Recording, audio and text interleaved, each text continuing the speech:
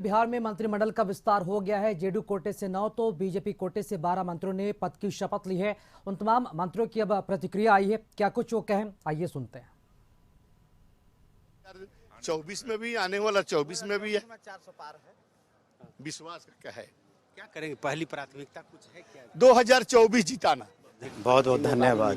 चुनाव के वक्त में सामने चुनाव भी तो चुनाव में भी हम लोग कामयाब रहेंगे और जो जिम्मेवारी हमें माननीय मुख्यमंत्री जी ने दी है उसका भी निर्वहन हम पूरी निष्ठा के साथ करेंगे। पहले भी आप मंत्री रह चुके हैं, लगता है कि ये जिम्मेवारी फिर से मुख्यमंत्री ने जो आप पर विश्वास किया है इसके पीछे कहीं न कहीं कि पिछला जो आपका परफॉर्मेंस भी बेहतर रहा है और फिर आगे जो जवाबदेही मिलेगी उसका निर्वहन आप बेहतर तरीके से। हम माननीय मुख्यमंत्री जी के शुक्रगुजार हैं कि उन्होंने निष्ठा के साथ और मेहनत के साथ अपने कर्तव्यों का हम निर्वहन करेंगे। नीरज कुमार बबलू जी हैं, पहले तो बधाई आपको, बहुत धन्यवाद। जिम्मेवारी मिली है आपको, जी हाँ। कहेंगे चुनाव के वक्त में इतनी बड़ी जिम्मेवारी? देखिए, चुनाव का समय है, जिस तरह से विस्तार हुआ है निश्चित रूप से सभी समाज सभी वर्ग का ध्यान रखा गया और आने वाले चुनाव में इसका जबरदस्त फायदा मिलेगा। बिहार में 40 का 40 सीट हम लोग हर हाल में जीतेंगे।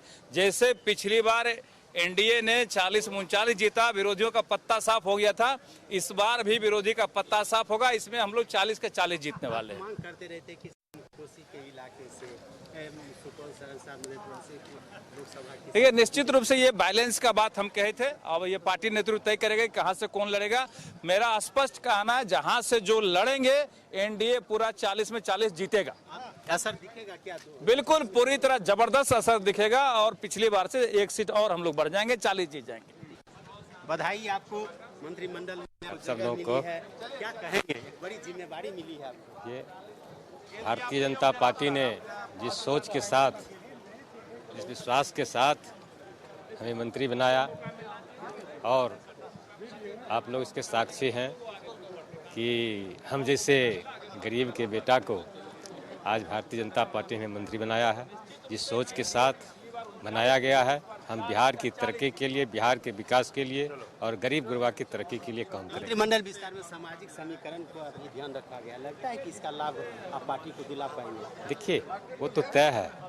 भारतीय जनता पार्टी के लिए आज 20 वर्षों से काम करते आए हैं, पुनः काम करेंगे और उसका लाभ तो निश्चित रूप से भारतीय जनता पार्टी। क्या करेंगे आप? तो समूचे सूबे आपको घूमना है और खास करके आपके जो सुजातीय मतदाता हैं, बीजेपी के जो कार्यकर्ता हैं, युवा हैं, आप तो किस तरह से आप उसको? देखिए, पूरे बिहार के हमारे सुजातीय मतदाता एनडीए के साथ है, एनडीए के साथ रहे।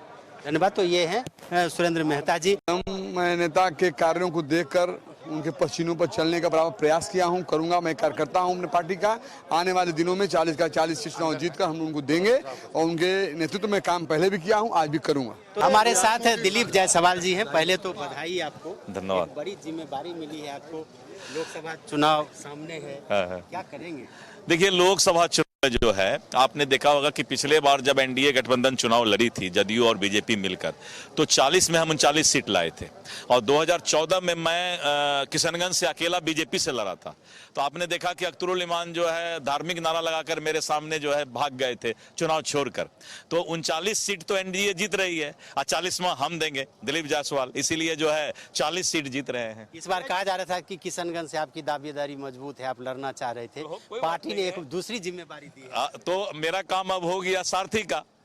अब सारथी का भी काम तो बहुत महत्वपूर्ण होता है, क्योंकि सारथी ही जो है किसी भी चुनौती का और दायित्व का जो है सबसे बड़ा जिम्मेवार इंसान होता है। कल तक दिलीप जायसवाल एक लोकसभा क्षेत्र में सिमटे हुए थे, अब पूरे बिहार का दौरा। नहीं, दिलीप जायसवाल तो एक लोकसभा में नहीं सिमटे हुए थे। मैं सिक्किम राज्य का प्रभारी भी हूँ और पार्टी का बहुत पुराना कार्यकर्ता हूँ और मुझे लगता है कि पूरे बिहार में लोग मुझे करीब 15 वर्षों से मैं भारतीय जनता पार्टी के राजनीति में प्रदेश का पदाधिकारी रहा हूं और केंद्रीय अभी ये टीम में हूं। तो ऐसी बात नहीं है कि निश्चित रूप से भगवान ने वो शख्सियत दिया है कि मैं नेतृत्व कर सकता हूं।